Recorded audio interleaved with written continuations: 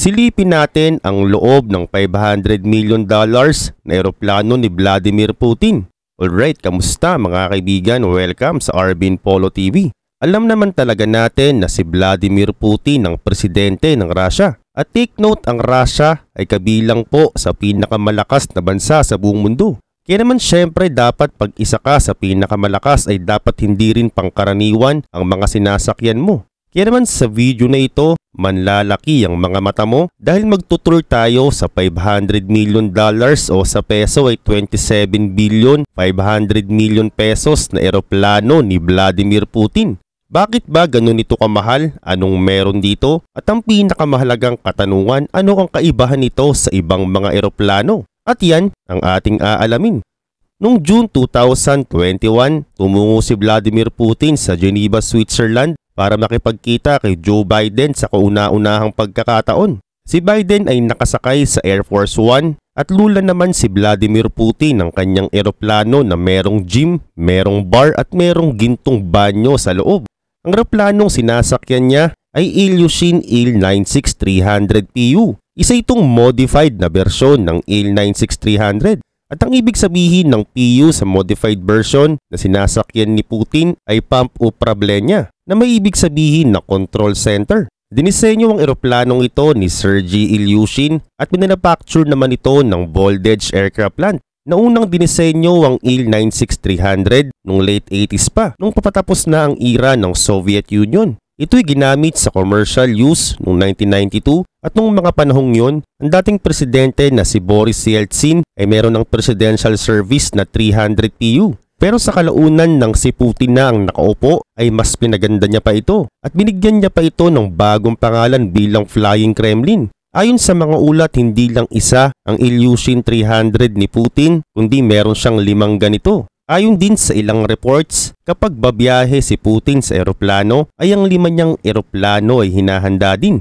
Bakit kamo? Dahil pipili siya kung alin sa 5 ito ang gagamitin niya. Ganun pa man, miski ang mga high-ranking officials sa pamahalaan ni Putin ay meron ding access sa mga eroplano. At dagdag pa, paiba-iba ang presyo ng mga eroplano ni Putin. Ayon sa mga estimate ng isa pa lang sa mga jet niyang ginagamit ay nagkakahalagan agad ng $70 million o 3.8 billion pesos. At ang iba naman ay sinasabi na nagkakahalaga ang isa pa lang nito ng $500 billion o tumataginting na 27 billion pesos. Oo, kasama na sa presyo na yan ng modification at iba pang mga extras na nilagay sa eroplano para maging komportable ang presidente. At noong 2018 nga, nagkaroon ng napakabibihirang pagkakataon si Arslan Kaypkikulov na makita ang kaloob-looban ng eroplano ni Putin. Dream come true ito para sa isang simpleng Ruso. Pagpasok niya sa loob ay binibidyohan niya pa ang bawat kanto. At ang kamerang ginamit niya ay bigay pa mismo ng presidente sa kanya. Nakunan niya sa video ang loob, maliban na lang talaga sa mga sekretong kwarto. At bagamat hindi pinaalam sa kanya ang technical specs for security reason, ay nalaman naman niya ang kakayahan nito.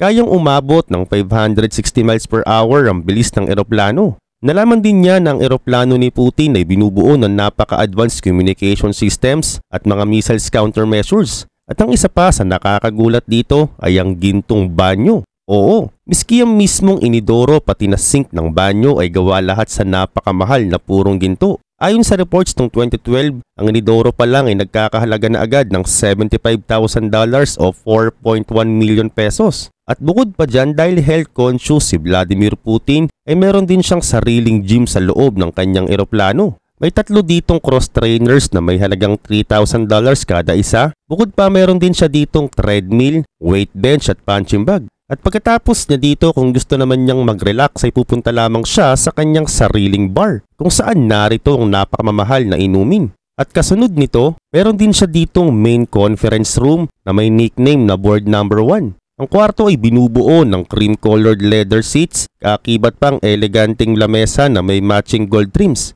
Bukod pa dyan, meron din siya ditong master's bedroom na may king-size bed at 108 square foot office kung saan narito siya kapag kinokontrol niya ang buong Russia.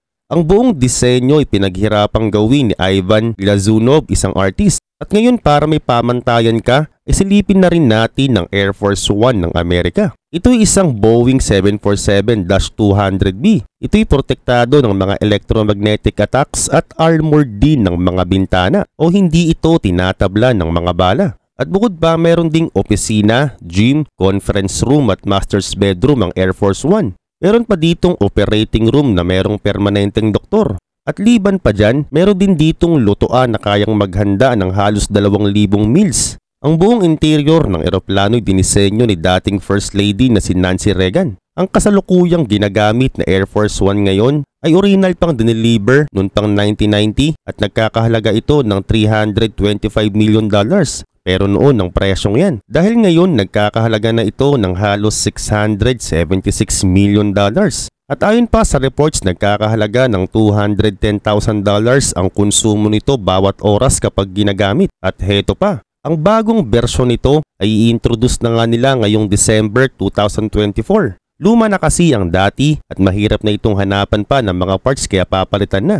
Ngayon ang bagong eroplano ay bibigyan nila ng pangalan na VC-25B. Grabe no? At ngayon mabalik tayo sa Russia. Kapag hindi nag-e-eroplano si Putin ay nagtatravel siya gamit naman ang napakamamahal niyang sasakyan. At ang isa na nga dito ay ang Aurus Senat na gawa ng Aurus Motors. At dinibelo pa ito ng Central Scientific Research Automotive Engines Institute o in short NYAMI. Madalas nag-i-import si Putin ng limo sa abroad para may magamit siya. Pero noong 2018, una niyang ginamit ang modified Russian-made Senat. Ang original na bersyon nito ay binubuo ng 4.4-liter V8 engine na kayang makapag-produce ng 598 horsepower. At liban dyan, nang na-modified na ito ni Putin ay mas naging kakaiba ito. Oo, dahil nilagyan niya pa ito ng maliit na electric engine na may 48 horsepower. Grabe to! Dahil miski windshield ay pinabago niya at ginawa niyang 2.4 inches na kapal ng windshield. Meron din itong run flat tires na kahit na flat ay nakakaandar pa rin. Meron pa itong air compressor system at may news TV rin sa loob para komportable talaga ang presidente habang nabiyahe. Ngayon ikaw, anong say mo sa buhay ni Putin? Comment down below ang sagot mo para malaman din namin.